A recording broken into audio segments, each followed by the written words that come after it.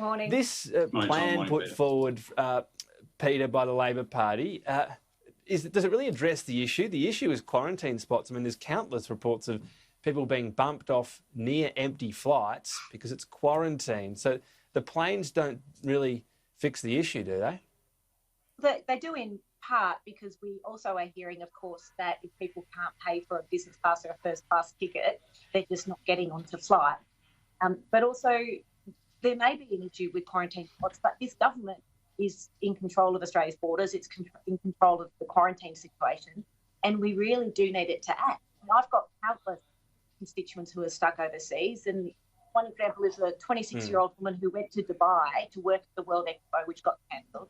She has no job, no income, no savings, is really suffering from anxiety, no family, and she's in Dubai. No, it's a fundamental job of a government to help its citizens who are abroad. But let's just clarify the issue. You said people can't afford the business fares. That's because economy fares are being bumped. It's because the planes are empty because there are no quarantine spots. It's the quarantine that needs sorting. Correct. Well, if quarantine needs sorting, then the federal government should sort it. And the federal government then fight to get people home as quickly as possible, and it should sort the issue. It's clearly and squarely a federal government responsibility, and there are tens of thousands of Australian citizens, many of whom are in really dire straits overseas, who need to come home. Well, just on the quarantine issue, Andrew Wallace, yes, it's up to the states at the moment. Could be up to the federal government. Christmas Island was used earlier in the pandemic. There's talk of detention centres. Northern Territory government's up for this. Should the government address this as an urgent issue? Well, look, no one would quibble with the fact that we want to get as many Australians as we can back to Australia. We've got around 20,000 Australians currently overseas. The National Cabinet agreed some months ago that the states would be responsible for quarantining returning Australians and international visitors. That was the agreed point. Now, at the moment, we've got states like Queensland that are only permitting 500 people a week. New South Wales government is doing the vast bulk of the heavy lifting in allowing 2,450 people a week. Victoria is zero, and I suppose that's understandable to some extent. But where you have states like Queensland that are totally underutilising the resources that they have. We've got the Cairns International Airport, we've got Brisbane International Airport, Gold Coast. All of these places have the ability to be able to take in far more international returned Australians or visitors. Right, but it's not just the airport, it's the ability to quarantine and not just the room. So again, we understand what you say about the states. We know where the states are at right now. Is it time for the federal government to say, let's look at Christmas Island, let's look at detention centres, army bases? Look, that is a matter that will no doubt be discussed at National Cabinet on Friday. But up until now, the agreement with the federal and state governments and territory governments has been that the states would be shouldering this responsibility. So, it's a bit rich for the Leader of the Opposition to be talking about, this thought bubble of his of, sending RAAF aircraft. The issue is not how we get people here. The issue is how we deal with them in quarantine in Australia. Right. And up until now, that's been the agreed responsibility of the states. Well, agreed responsibility. As I said, we saw Christmas Island used at the start of the pandemic. We'll see what else can be done. I do want to move on. Sorry, Peter, because we want to whip through a bit. Yeah, sure. I understand that. Sorry, I'm going to move on. I want to get some more opinions. The plan outlined by the Prime Minister yesterday, big focus on gas. Peter Murphy, Labor did have its own plan for more gas extraction at the last election. What do you make of this? Well, let's see where it goes. We know that Scott Morrison is incredibly good at making announcements. We'd like to see some follow through on some of his announcements. And, how many energy policies has this government now announced in its term of government? It's interesting that they are actually talking about manufacturing. I haven't heard them talk about manufacturing for a very long time, apart from waving goodbye to industries like the car industry. So let's see whether or not they've actually got a plan that they'll put into practice. But what do you make of it? I mean, yes, you say we'll see what the actual plan is. Clearly they're sketching out where they're going, a huge focus on gas, and this would lock in gas as a big part of Australia's landscape for a long time to come. Does Labor agree with that?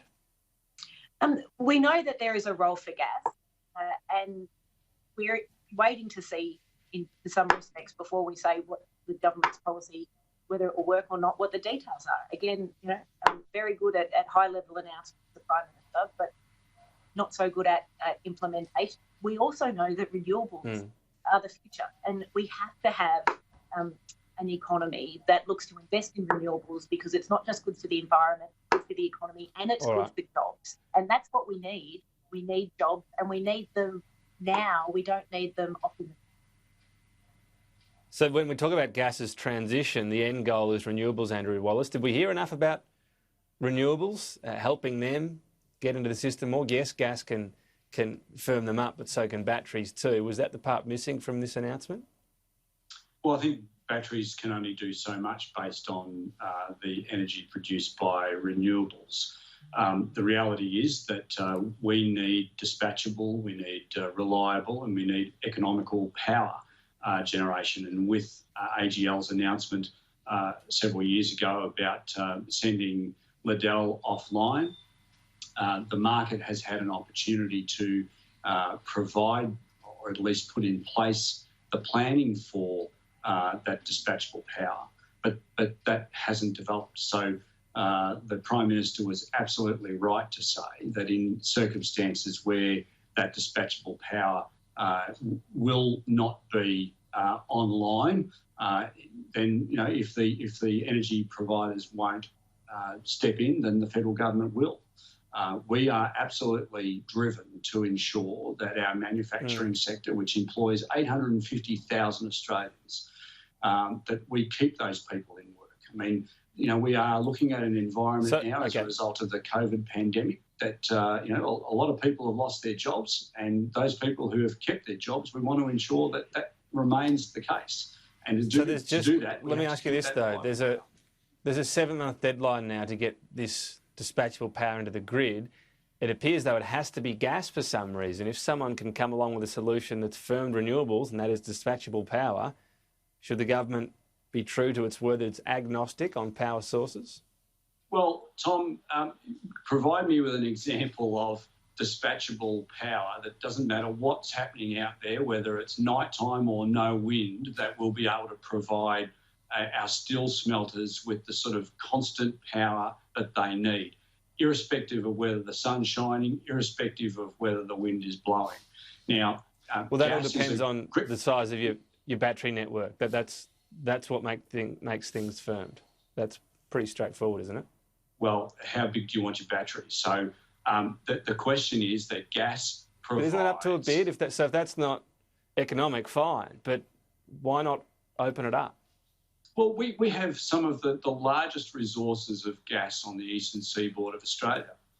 What we need is for the states to end their moratoriums, so give Queensland their credit. They have managed their gas resources. We have a huge amount of coal. I mean, does that mean we have to use that for...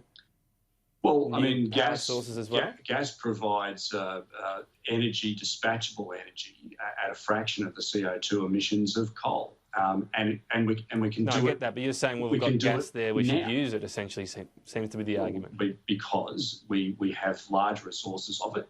It's a low emitter of CO2, and it's an excellent transition fuel. And it is right for the government to say to energy market that unless you provide that dispatchable power, then we will step in and provide it. All right, and just finally, Peter Murphy, your thoughts on the Labor policy platform, which suggests no target 2030, 2035, no short-term climate target. Is this argument just too hard to win now with voters for Labor? We've got a clear policy of net zero emissions by 2050, and what you're talking about is a draft 30 years away platform that's going out for consultation. It's pretty difficult when we're governed by a government that isn't doing what needs to be done to reduce emissions at a fast enough pace to be setting a target right now. You'll hear a lot more from Labor as we head towards next federal election. So you can't set a target in 15 years' time because what the government's doing now. That's what you're saying. Correct. Well, the government is in charge and it's not doing a good enough job. It's not an election today. We'll be hearing a lot more from Labor about the detail of our policies as we head to an election campaign. And we'll be very happy to debate them uphill and down dale, but there needs to be a bit of focus at the moment on the fact that this government is presiding over a climate disaster and needs to do more now. All right. We'll have to leave it there. Peter Murphy, Andrew Wallace, thank you.